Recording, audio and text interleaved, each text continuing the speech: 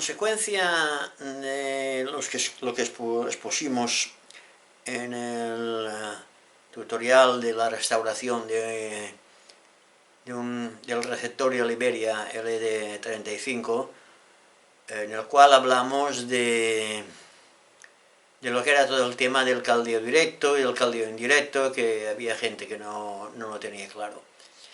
Pues a raíz de esto he recibido un sinfín de correos y mensajes que, debido a la cantidad que es, me es imposible contestar uno a uno particularmente, ya que tendría que hacer pues una exposición para cada uno a lo que me comenta. Vamos a hacer una serie de tutoriales sobre el tema de las válvulas, y en concreto sobre cómo funcionan los tubos termoiónicos. Las preguntas que se me han hecho reiteradamente es: ¿por qué unos tubos? ¿Por qué se ponen los otros? ¿Por qué unos van a unas tensiones? ¿Por qué otros van a otros? ¿Por qué si les suben la tensión distorsionan? En fin, una serie de preguntas que, digo, es muy difícil contestarlas uno por uno. Por eso hemos decidido hacer esta serie de tutoriales. En esos tutoriales vamos a explicar lo más escuetamente y lo más comprensible y lo más menos que sea posible el funcionamiento de los tubos termoiónicos o las válvulas termoiónicas.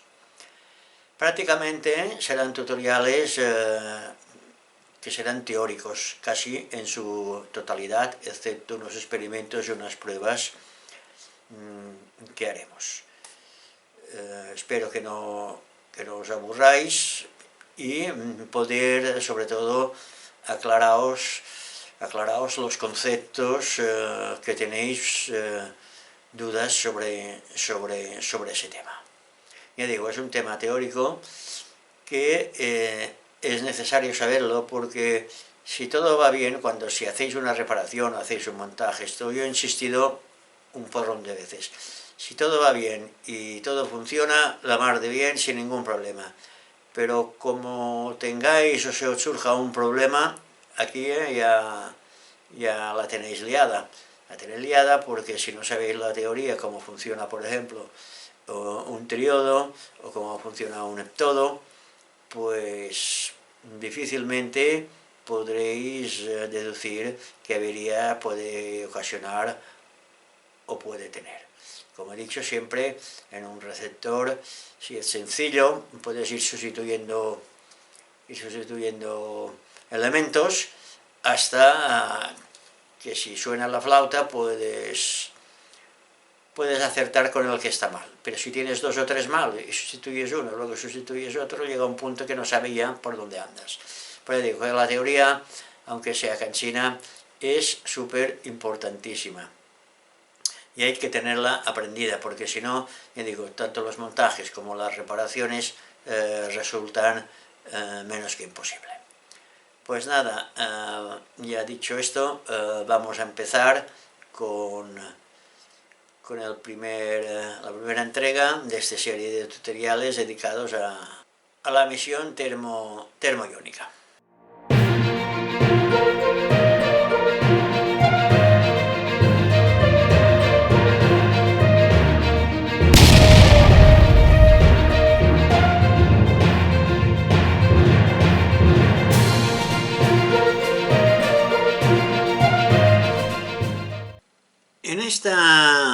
En esta serie de tutoriales que empezamos sobre cómo funcionan las válvulas o tubos de vacío, vamos a ver el comportamiento de los electrones en el interior de los tubos. Qué características poseen, cómo funcionan, sus tipos y cómo funcionan en sus distintos circuitos, y también qué aplicaciones tienen. Para poder comprender el funcionamiento de dichos tubos, lo primero que vamos a hacer, aunque ya lo comenté en vídeos anteriores, es ver cómo se comportan los electrones en un espacio vacío. Los tubos, como sabemos, están formados por una envoltura que se llama bulbo. Usualmente suele ser de cristal, como este de aquí, donde se ha practicado el vacío casi absoluto. Antes de nada, comentaros que al hablar del funcionamiento interno de los tubos, lo haremos en sentido real o electrónico de la corriente, que como sabemos va de menos a más, o sea, de negativo a positivo. Y al hablar de esos circuitos, donde están los tubos, los circuitos de uso, lo haremos en sentido convencional de la corriente, o sea que del positivo al negativo. Tened en cuenta el tema este, porque ya digo, al hablar de los electrones y todo lo que es el interior del tubo, lo haremos en sentido real o electrónico. Y cuando hablemos de la circuitería, en sentido convencional. La emisión termoelectrónica consiste en la emisión electrónica, como dice la palabra, por un metal calentado a elevada temperatura. Los electrones emitidos son aquellos que se hallan libres en el metal. O sea, en todo metal hay unos electrones que son libres, donde se mueven desordenadamente, como sabemos por las lecciones de física. En condiciones normales, dichos electrones no pueden salir del metal al no poseer energía suficiente para superar el obstáculo constituido por los átomos que se encuentran en la superficie del mismo metal. Aquí en este dibujo vamos a observar, suponiendo que esto sea un metal, tenemos aquí los electrones. Este es el interior del metal, supongamos que esto es el interior del metal, y esto es el espacio exterior del metal. Para salir del metal y alcanzar el espacio exterior, los electrones libres han de pasar a través de dichos átomos. Como podéis ver en este dibujo, solamente los electrones pertenecientes a los átomos superficiales, que están entre la línea A y la línea B, son los que forman en su conjunto una delgadísima capa que posee un potencial negativo.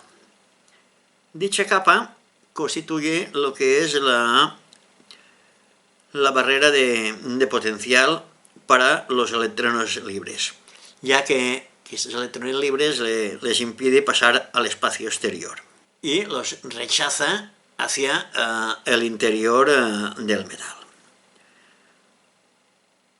Para que los electrones libres puedan superar la barrera de potencial, esta de aquí, y salir del metal, hay que aumentar su energía, cosa que en nuestro caso se consigue aumentando la temperatura del metal. Al aumentar los electrones su energía, como es lógico, aumenta su velocidad. Y de este modo los electrones libres van los electrones libres más veloces logran salir del metal, ya que la barrera de potencial no consigue detener su rápida carrera y repelirlos hacia atrás. O sea que podemos decir que la emisión termoelectrónica depende del tipo de metal y de la temperatura con que se calienta dicho metal. Pero claro, el metal solo se puede calentar hasta un cierto punto, porque si no llegaría a una temperatura, a su temperatura de fusión y quedaría en estado líquido. Los materiales que se emplean en los tubos termoiónicos son de tungsteno toriado, llamado así porque el tungsteno se le añade óxido de torio, que a temperatura elevada se transforma en torio metálico, que se va fundiendo sobre la superficie del tungsteno. Aquí podéis ver también que esto es pues una representación de cómo circulan los electrones dentro de un tubo de vacío, que van del menos al más. Cuando calienta, esto es un tubo, la representación de un tubo de caldeo indirecto. Aquí tenemos un elemento, un filamento, que se llama un elemento que nos calienta la plaqueta esta, que es el ánodo, el cátodo, y el cátodo desprende unos electrones que al ir a una velocidad súper rápida, como hemos visto antes, pues atraviesan la barrera de potencial y se depositan al ánodo, que es el elemento positivo. Aquí también esto es lo mismo, visto pues con otra figura. En los tubos de poca potencia, que utilizan los pequeños transmisores y los receptores de radio, la emisión se consigue con óxidos de bario y de estroncio, que se depositan también sobre un material que es normalmente níquel. Aquí veis un corte de lo que podría ser un tubo. Aquí tenemos la primera, bueno, hacemos al revés. Aquí tenemos el filamento, aquí hay un material refractario para aislarlo eléctricamente, aquí hay un cilindro, este azul es un cilindro de níquel, y este, de aquí pintado en rojo, es la capa de óxido. Esto es el cátodo y el cilindro refractario y el filamento. Como decíamos, pues estos cátodos están hechos de óxido de bario y estroncio, que como hemos dicho se deposita sobre un material que normalmente es níquel. Y la temperatura para la emisión es sobre unos 700 grados. Tenemos que tener en cuenta que esas sustancias no emiten electrones indefinidamente. Pues al cabo de un cierto número de horas de funcionamiento, los tubos sufren alteraciones a consecuencia de las cuales se reduce considerablemente la emisión de electrones. Y es cuando decimos que el tubo está agotado. Al utilizar los tubos y el efecto de la corriente eléctrica, los tubos se dividen en dos grandes categorías. Los tubos de caldeo directo, este de aquí, y los de caldeo indirecto, que son estos de aquí. En el tubo de caldeo directo, el elemento destinado a la emisión de electrones adopta la forma de un hilo. O de una placa muy delgada. Y se hace recorrer por una corriente de densidad adecuada para calentarlo a la temperatura deseada. Y recibe el nombre de filamento. El hilo o placa que construye el filamento suele estar dobladas arriba sobre sí mismo y dispuesto como se ve en la figura. Este filamento, como veis aquí, está sostenido por un muelle para mantenerle tensado, ya que con la temperatura que cogen se puede dilatar, y para que siempre esté tensado aquí hay un muelle. Hay que recordar que en los tubos de caldeo directo el propio filamento calentado a elevada temperatura es el que emite los electrones. Este sería el bulbo, que es de cristal. Este filamento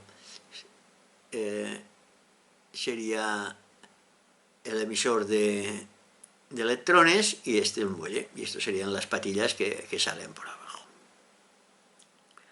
En cambio, en los tubos de caldeo indirecto, los electrones los emite un elemento llamado cátodo, que es este de aquí, pintado en rojo, que se calienta a la temperatura requerida por medio del filamento, el cual, este filamento de aquí, este de aquí, este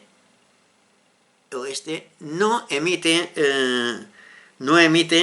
electrones, sino que únicamente lo que hace es calentar el cátodo, y este tiene la forma de un cilindro, como veis, y está dispuesto en torno al filamento.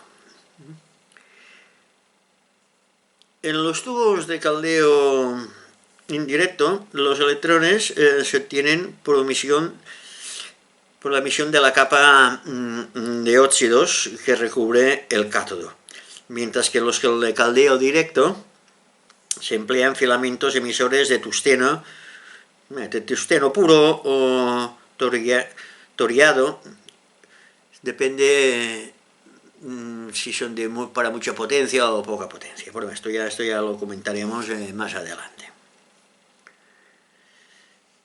Los de caldeo directo, la ventaja que tienen que son más rápidos al calentarse. Y los de caldeo indirecto presentan una ventaja que no tienen los de caldeo directo, de poder encenderse en corriente alterna. En cambio, los de caldeo directo requieren en la mayoría de los casos corriente continua, como veremos más adelante, excepto excepciones. Bueno, y esto es lo que os quería comentar, así un poco rápido, porque esto ya lo vimos, de lo que es cómo funciona un tubo electrónico, de lo que es la emisión de electrones. Tener en cuenta que siempre van, o sea, el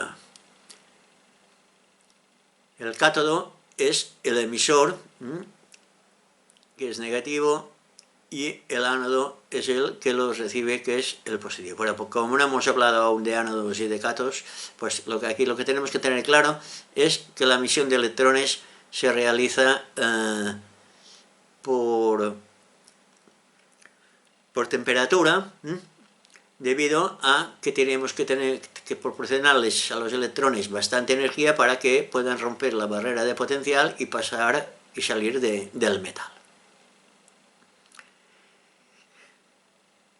Después de haber visto cómo funcionan interiormente los tubos, vamos a ver ahora los diferentes tipos de tubos más usados en los receptores de radio.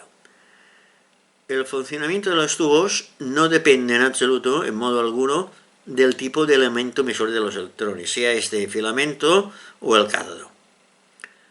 Pero sí existen algunas diferencias en las conexiones al circuito de utilización, como veremos más adelante cuando veamos los circuitos.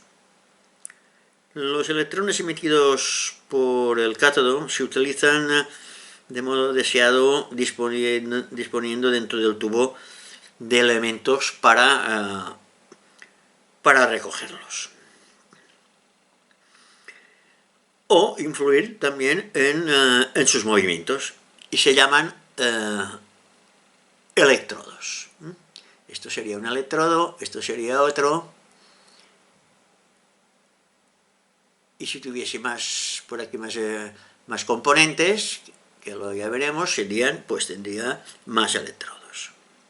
Y estos tubos se distinguen por el número de electrodos.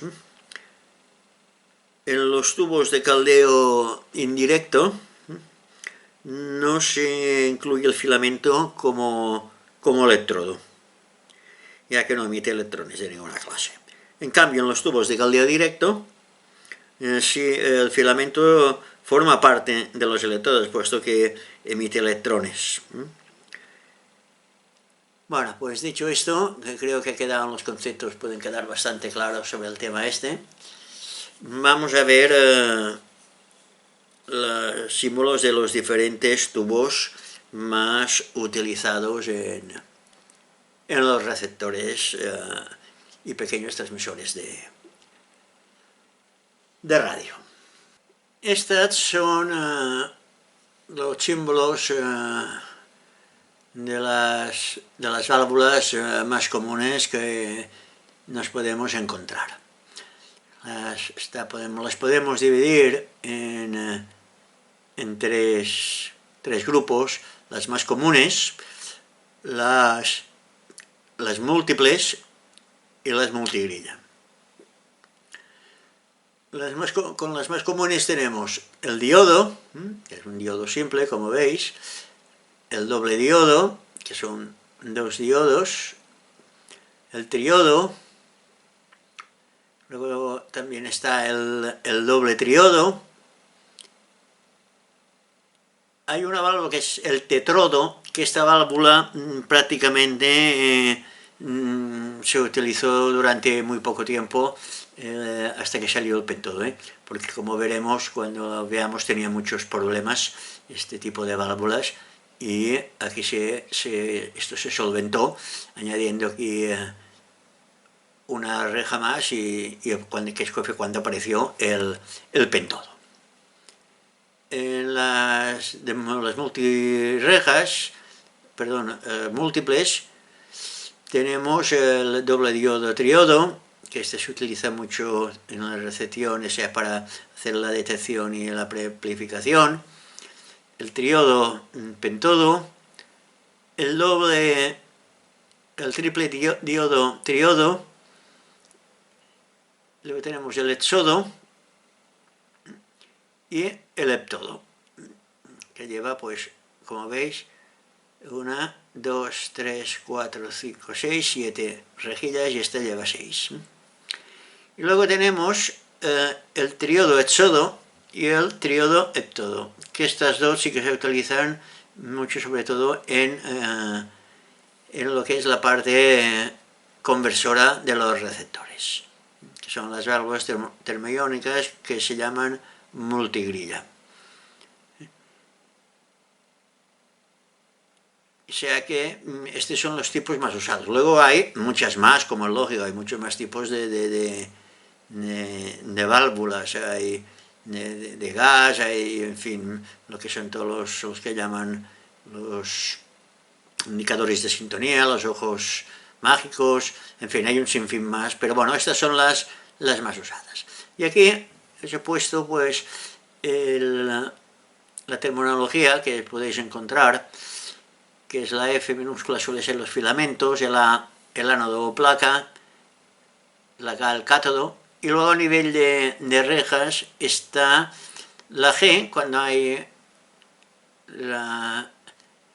solamente la G, siempre es la reja control. Cuando hay más rejas, la G1 también se refiere a la reja control. La G2 suele referirse a la reja pantalla, la G3 a la reja supresora, y la G4 y G5 son otras. Luego también os podéis encontrar, como aquí, que hay el símbolo que pone GT, que es la reja del triodo. En los ánodos también a veces se pone si es el ánodo del triodo, si es el ánodo del diodo, y se pone con unas siglas después de la A.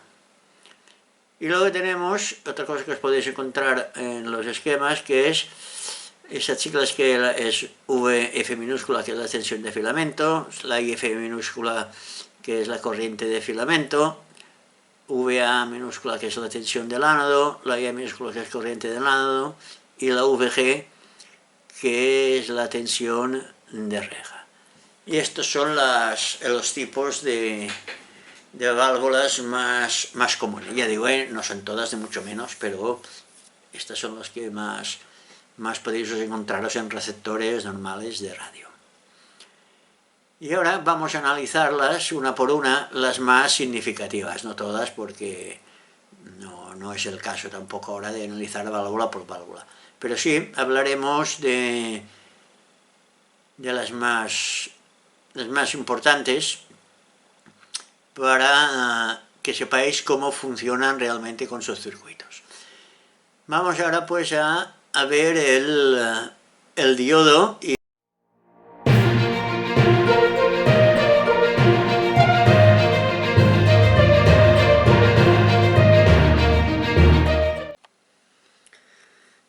vamos a ver ahora el diodo, llamado así porque comprende dos electrodos, como podemos ver aquí. Además del cátodo, en el diodo hay un segundo electrodo que tiene la misión de recoger los electrones emitidos por el cátodo. Este segundo electrodo recibe el nombre de ánodo y también el de placa. Le llaman placa muchas veces porque el primer diodo realizado en el año 1904 por el inglés John Fleming estaba formado precisamente por una placa metálica colocada cerca del ánodo. Este de aquí, el verde, es el ánodo y este es el cátodo, este es el filamento, como veis.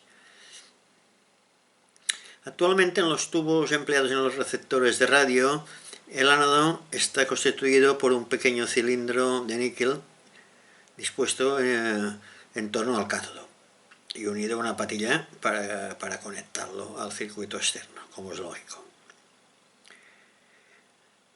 Estos son los símbolos gráficos del diodo. Este es el ánodo, este es el cátodo y estos serán los filamentos. Pero normalmente en muchos esquemas el filamento se omite, no se pone. O sea que podéis ver en muchos esquemas el símbolo del diodo solamente con el ánodo y el cátodo sin el filamento. Y hemos dicho antes que el ánodo tiene la misión de recoger los electrones emitidos por el cátodo. Esto se produce cuando el ánodo se halla a un potencial positivo con respecto al cátodo, ya que solo en este caso puede atraer los electrones que están cargados negativamente. Para llevar el ánodo a un potencial positivo con respecto al cátodo, se puede utilizar una batería, conectando su polo positivo al ánodo y el negativo al cátodo. En este caso, hay entre el ánodo y el cátodo la misma tensión proporcionada por la batería. La tensión existente entre el ánodo y el cátodo se llama tensión anódica, que normalmente se pone con las siglas VA. Los electrones emitidos por el cátodo llegan al ánodo moviéndose dentro del tubo en el sentido indicado por la flecha dibujada. O sea, que se mueven de cátodo a ánodo. Cuando los electrones alcanzan el ánodo, repelen de este electrodo un número igual de electrones que son atraídos por el polo positivo de la batería. Y por otra parte, los electrones que el cátodo accedido al ánodo son reemplazados por otros tantos electrones procedentes del polo negativo de la batería. Por eso os decía yo la importancia de saber cómo funciona interiormente los electrones en un tubo. La circunstancia de que los electrones emitidos por el cátodo sean sustituidos por otros suministrados por la batería no debe inducirnos a pensar que el tubo puede funcionar indefinidamente, como hemos dicho antes, sin agotarse. El tubo se agota después de un periodo de funcionamiento, como sabemos. El desplazamiento de electrones del ánodo a la batería y esta al cátodo forma una corriente que recibe el nombre de corriente anódica, que es una palabra que vamos a utilizar muy a menudo. Y se indica con I mayúscula y A minúscula. El circuito recorrido por dicha corriente se llama circuito anódico.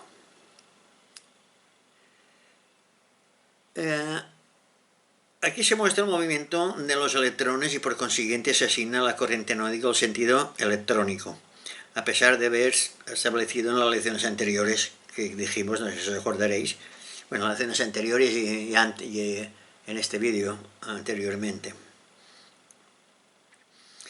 que indicaríamos el sentido convencional de la corriente, que es el inverso al electrónico.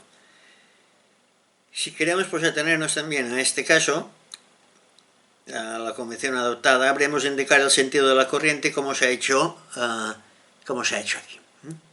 Eso sería el funcionamiento electrónico, la circulación electrónica, y este sería la circulación convencional. Entonces tendríamos que la corriente anódica sale del polo positivo y vuelve al polo negativo después de atravesar el diodo desde el ánodo al cátodo, en el sentido indicado por la flecha. Esta manera de indicar el sentido de la corriente no causa ningún inconveniente, ya que bastará recordar cuando sea preciso que la corriente circula realmente en el otro sentido, en el sentido inverso, o sea, el sentido inverso al sentido convencional. Incluso en el interior del diodo, incluso dentro del diodo diremos también, optaremos que sea en el sentido convencional, el movimiento de los electrones. Bueno, esto quiero que quede más o menos claro, Así funcionaría el sentido electrónico real y así sería el funcionamiento convencional. Y digo, incluido dentro del tubo. Aquí veis también el circuito de encendido del diodo, donde el filamento va conectado pues a otra batería. Como veis, el circuito de encendido se halla totalmente separado del circuito anódico. Bueno, así diríamos que el diodo, si lo analizamos así como lo hemos hecho, que la corriente circula, podríamos decir, ¿y qué finalidad tiene este diodo? ¿Y para qué sirve el diodo? Pues el diodo sirve porque si cambiamos la polaridad de esta batería, de la A, cambiamos la polaridad de la batería, o sea, en vez de poner el positivo al ánodo, lo ponemos al cátodo, de manera que el ánodo resulta negativo con relación al cátodo y por ende repele los electrones emitidos.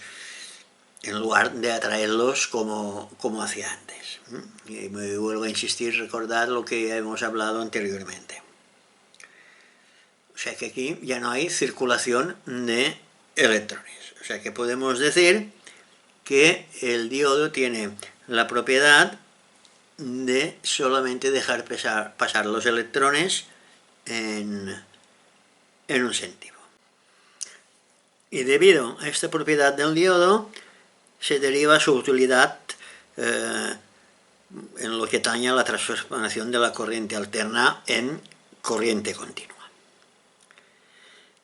La primera operación que se realiza en el curso de dicha transformación es la rectificación de la corriente alterna, y para conseguir otra corriente que circule en un solo sentido. Esto es realmente lo que hace el diodo, solamente dejar circular la corriente en un sentido. Aquí en estos dibujos que hemos puesto, donde hay un generador de corriente alterna que alimenta una resistencia en serie con un diodo. Si no estuviera el diodo, la corriente invertiría su sentido de circulación. Imaginaos que el diodo no está, pues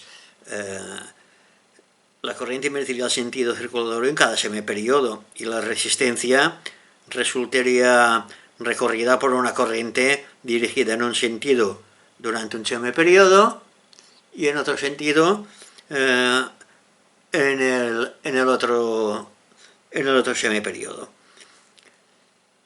Pero en cambio, la existencia del diodo modifica el funcionamiento del circuito, ya que permite que la corriente circule solamente en un sentido. Durante el semiperiodo en que es positivo el polo del generador,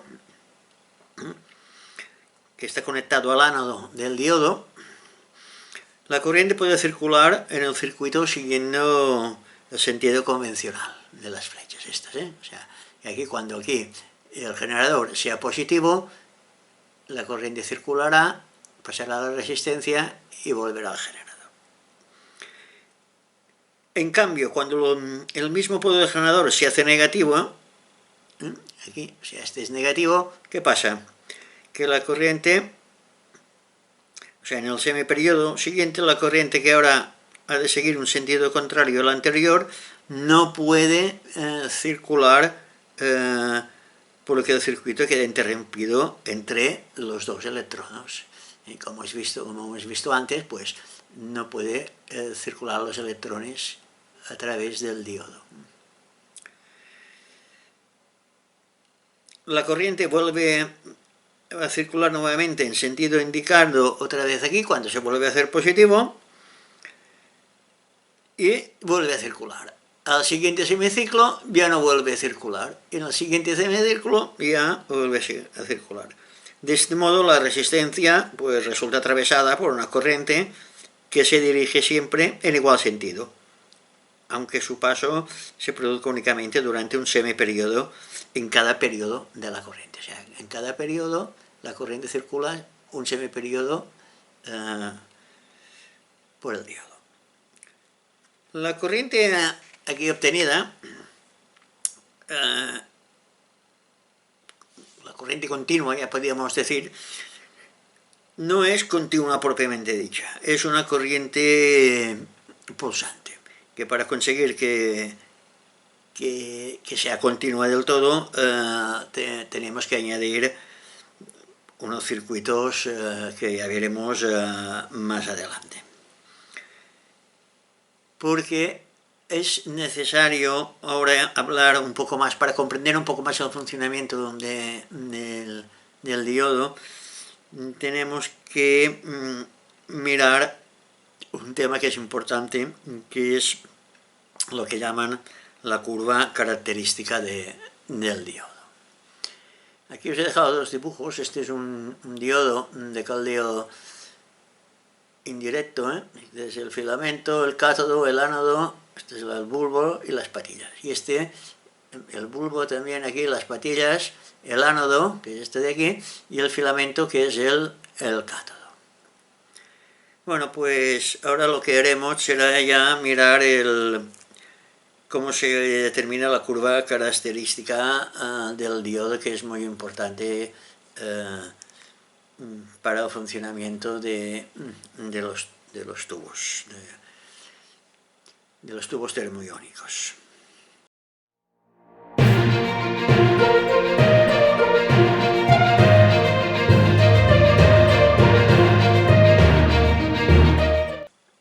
Sabemos por la ley de Ohm que aplicando diversas tensiones a una resistencia, la corriente que recorre cada una de ellas se encuentra que al doblar, triplicar, etc., también se dobla o triplica la corriente.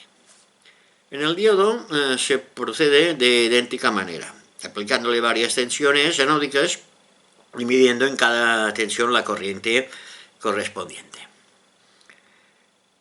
En el circuito que podemos ver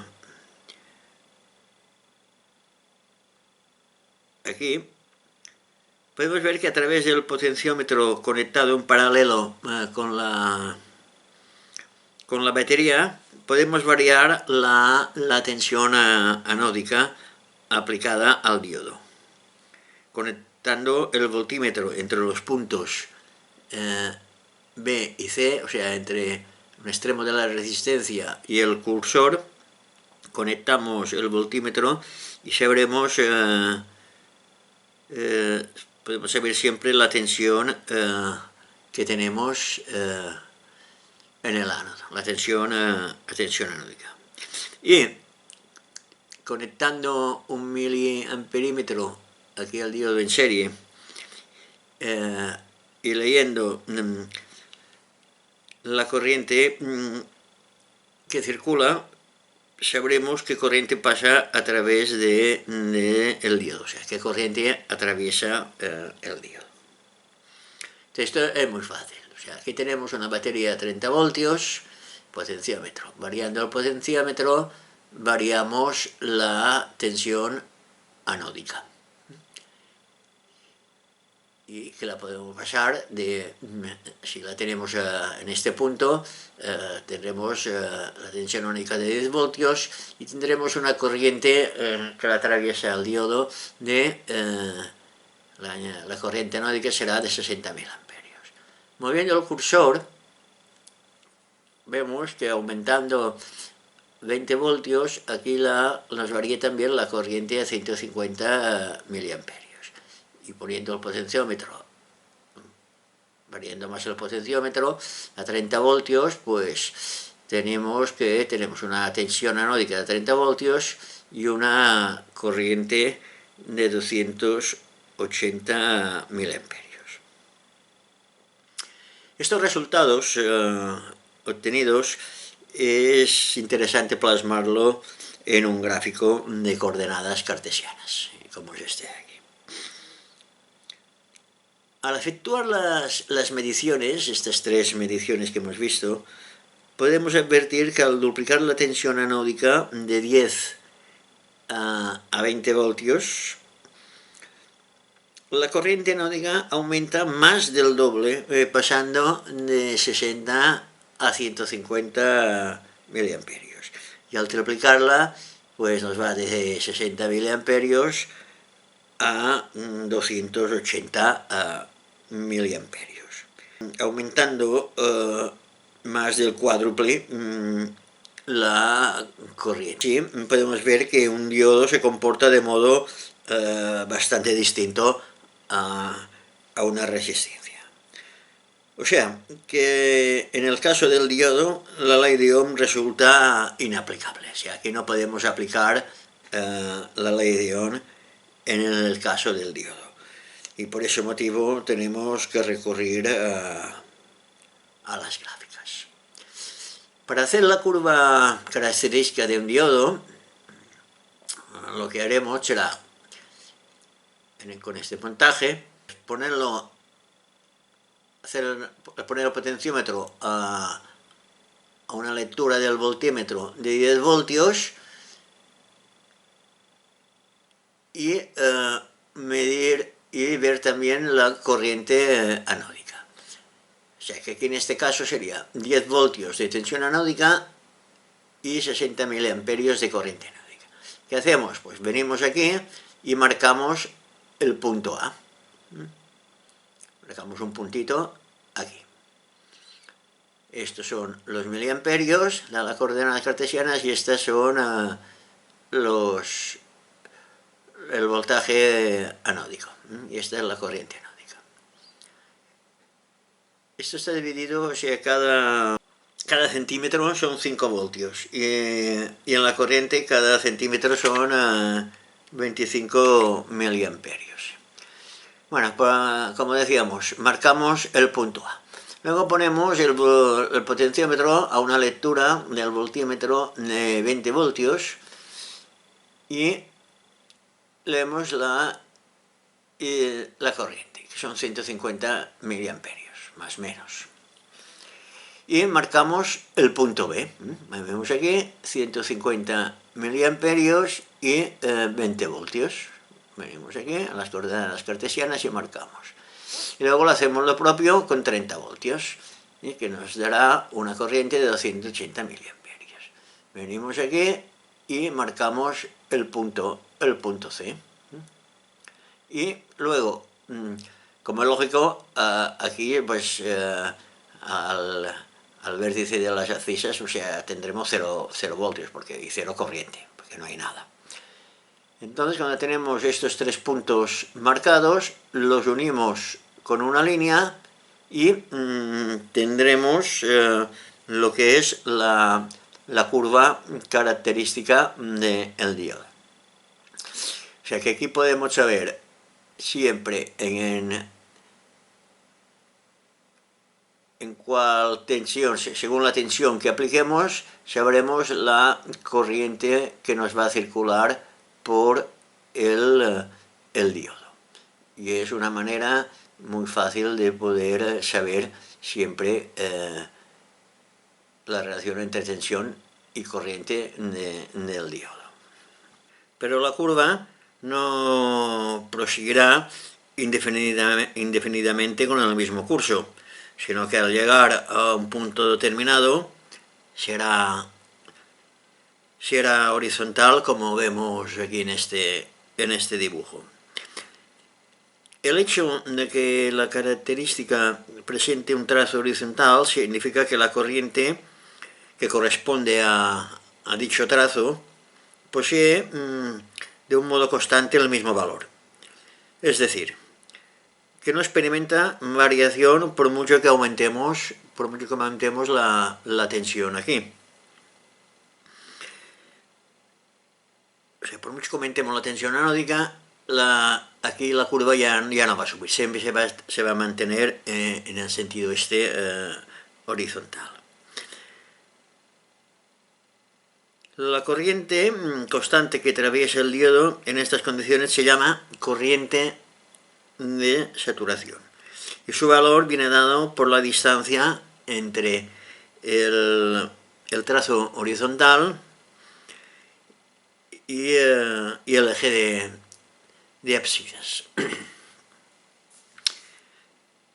Entonces los electrones son acelerados a causa de la atracción que sobre ellos ejerce el ánodo. Y por ende van aumentando su velocidad a medida que se alejan del cátodo. La aceleración de los electrones depende, como es lógico, de la tensión anódica, siendo mayor cuanto más elevada sea la tensión. O sea, mayor tensión anódica, los electrones se acelerarán más.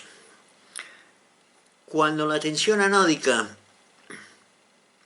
es algo baja, los electrones se alejan del cátodo con poca velocidad. Y como quiere que ese electrodo continúe emitiendo otros, se forma junto a él un condensamiento de electrones que constituye una especie de nube electrónica que tiene carga eléctrica negativa. Análoga a la que poseería cualquier cuerpo que estuviese que tuviese electrones en exceso. En el caso del diodo, los electrones no se hallan en un cuerpo, sino que están distribuidos por el espacio, que circulan al cátodo, por lo que la carga eléctrica que posee la nube electrónica recibe el nombre de carga espacial. La nube electrónica, una vez formada, ejerce una acción también de repulsión sobre los electrones emitidos posteriormente por el cátodo. Y claro, que lo que hace es que haciendo volver a aquellos menos veloces. Y de este modo, no todos los electrones emitidos por el electrodo constituirán la corriente anódica, ya que únicamente los más veloces de aquellos logran alcanzar la nube electrónica y posarse posteriormente en el ánodo. Al aumentar la tensión anódica, los electrones aumentan su velocidad y por lo tanto disminuye la condensación en torno al cátodo, ya que permanece menos tiempo en la mesidad de dicho electrodo. Se reduce pues así el número de electrones que forma la nube electrónica y con ello el valor de la carga espacial. En estas condiciones, los electrones emitidos son repelidos en menor número hacia el cátodo y son más numerosos los que consiguen alcanzar el ánodo, haciendo aumentar la corriente anódica. Y así podemos decir que el primer trazo de la característica de un diodo indica un aumento de corriente anódica al aumentar la tensión anódica. Si se continúa aumentando dicha tensión, los electrones se alejarán del cátodo cada vez con mayor rapidez, por lo que el efecto de carga espacial irá disminuyendo gradualmente, hasta que desaparezca por completo. Al ocurrir este efecto, se produce que la corriente de saturación, cuyo valor, como indican los trazos rectilíneos, de aquí, de la característica, no aumenta ya por mucho que siga incrementando la tensión anódica. Porque ahora, claro, todos los electrones que el cátodo es capaz de emitir llegan al ánodo. O sea, al no ver la nube prácticamente, pues casi todos van del cátodo al ánodo. Sabemos que un cuerpo en movimiento posee energía, la cual recibe precisamente el nombre de energía cinética y que depende de la masa del cuadrado de la velocidad de dicho cuerpo.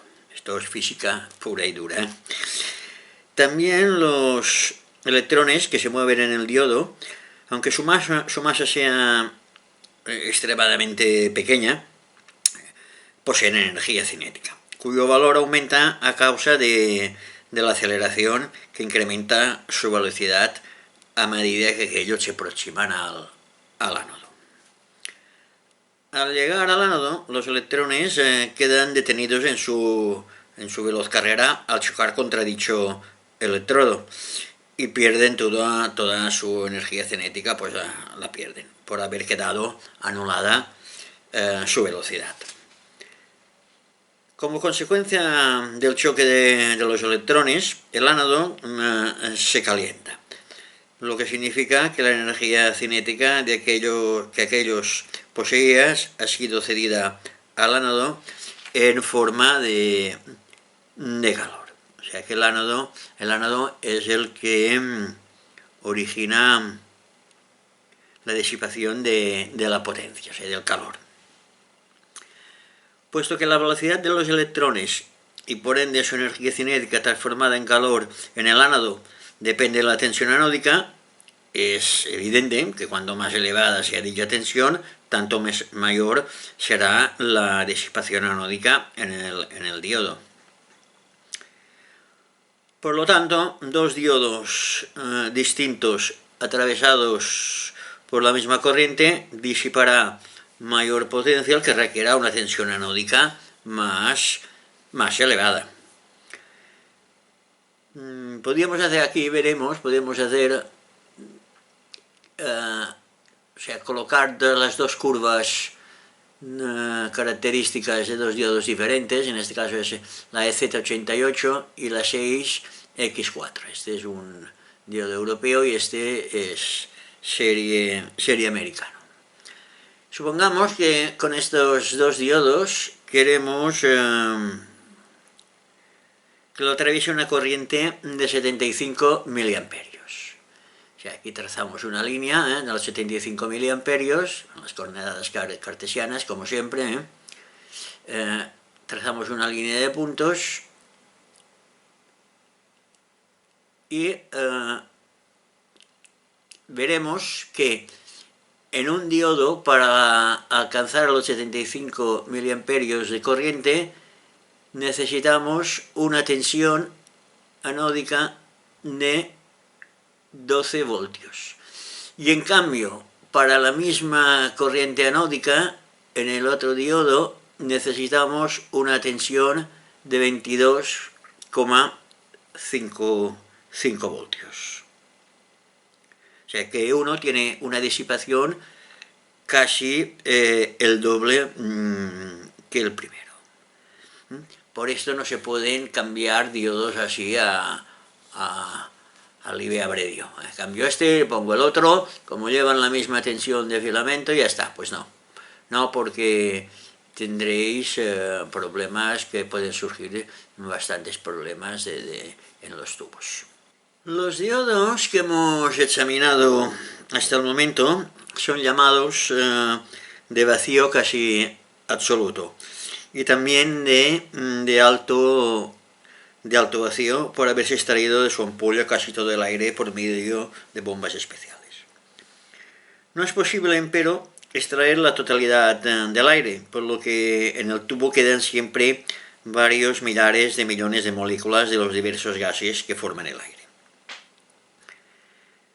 A estas moléculas extraordinariamente diminutas resulta prácticamente imposible que los electrones puedan encontrar alguna que obstaculice su corto trayecto desde el cátodo al ánodo.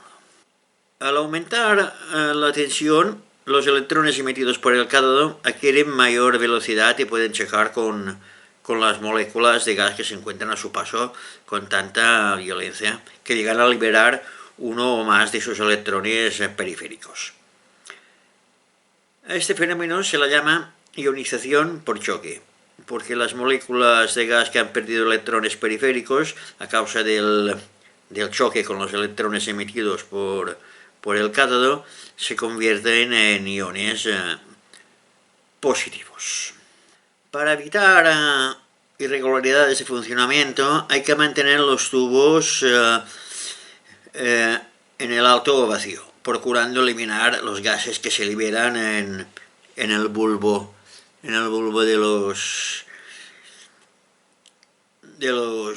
de las válvulas y en los electrodos. En efecto, la superficie de estos elementos puede absorber gases que luego se liberan a causa de las altas temperaturas que alcanzan durante su funcionamiento, aumentando así las moléculas existentes en el tubo.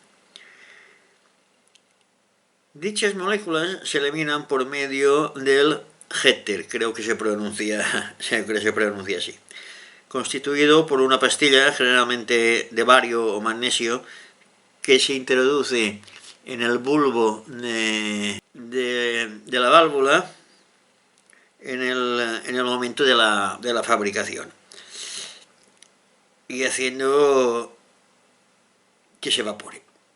Los vapores del metal que se condensan en las paredes interiores del bulbo absorben los gases liberados durante su funcionamiento. Aquí, como es lógico, no podemos hacer nada.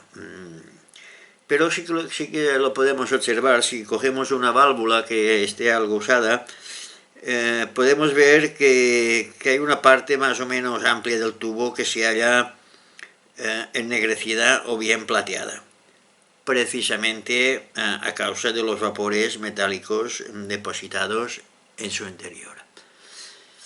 En las válvulas de emisión, y esto lo digo como curiosidad,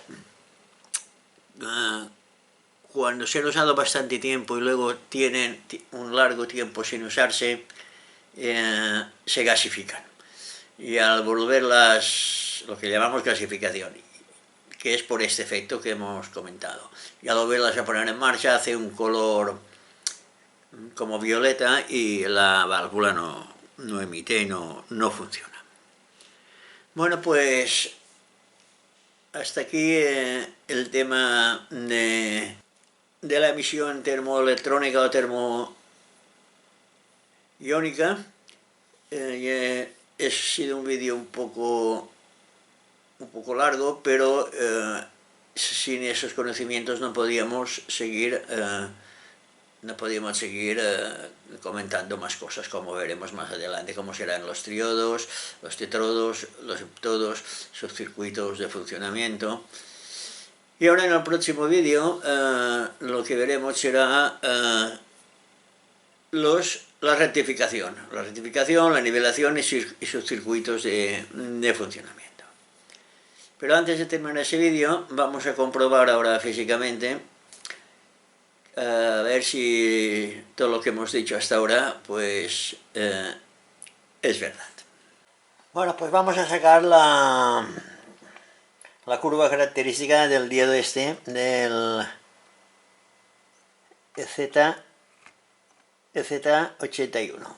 Aquí hemos hecho un pequeño montaje, aprovechando 4 cacharros que teníamos, que no es más que un transformador de 6 voltios para alimentar el filamento de la lámpara, una toma de corriente continua de 30 voltios, un alimentador que tengo aquí, una alimentación, y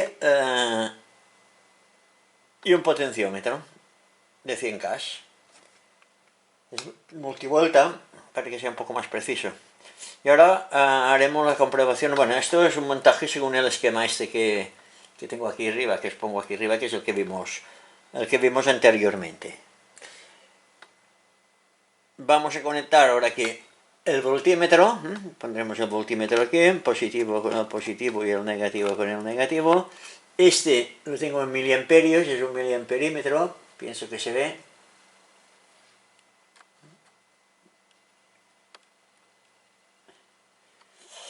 Que lo vamos a conectar pues a la toma esta del miliamperímetro. Y vamos ahora a anotar, si en un papel anotaremos. Esto se tiene que hacer sobre unas coordenadas cartesianas, pero bueno, como ya lo hemos visto sobre la marcha, sobre el papel, pues vamos a hacerlo aquí. Y ahora le daremos tensión aquí al aparato. Hemos puesto 30 voltios. Y vamos a hacer lo que... daremos tensión aquí.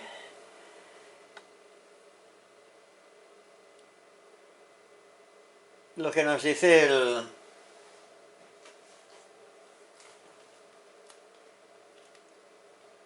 circuito. Vamos a anotar las tensiones poniéndolo, como dijimos, en las tensiones de 10, 20 y 30 voltios. Bueno, pues vamos a darle aquí al potenciómetro hasta tener aquí 10 voltios.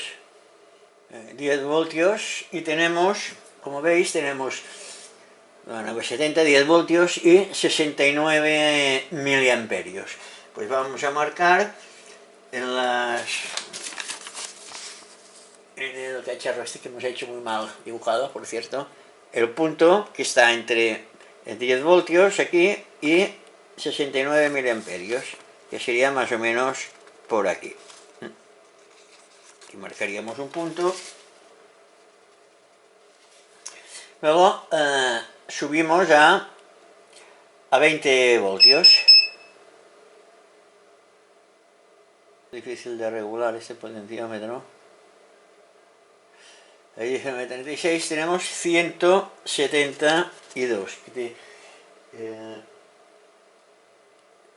Y son más o menos los 175 que nos indica el... Pues marcamos aquí a los 20 voltios los 175, que es este punto de aquí. Y ahora le ponemos 30 voltios y en vez de 290 pues tenemos 330, ¿verdad? Que nos viene por aquí. Estos serían los 3 puntos de las mediciones. Los unimos con una línea. Tiene que ser un poco mejor hecho, pero bueno. Y tenemos la línea, o sea, la curva de característica del diodo. Y por mucho que le demos ahora aquí a la tensión, si va subiendo, pues llega un punto que ya satura. Bueno, pues este es un experimento que podéis hacer, que lo podéis comprobar. Y si tenéis un alimentador en continua que llegue hasta 200 y pico de voltios, pues podéis ver todas las características y toda la respuesta del diodo. Ya digo, insisto que esto es importante porque a veces mucha gente cambia diodos y los pone y no les funcionan y no terminan de ir bien, y bueno, el problema es este, que según la tensión que nos suministra tanto el transformador como la nivelación, que eso ya lo veremos en la próxima lección, pues hay que tenerlo en cuenta. Bueno, pues esto ha sido todo en esta primera lección. Las próximas ya serán más amenas y más cortas, pero bueno, la teoría, ya digo, esto es una serie de tutoriales que serán casi todo teóricos, porque prácticamente poca cosa podremos ver más que los circuitos. Vale, pues hasta el próximo vídeo. Espero que os haya gustado y no os durmáis, no os aburráis mucho. Hasta luego.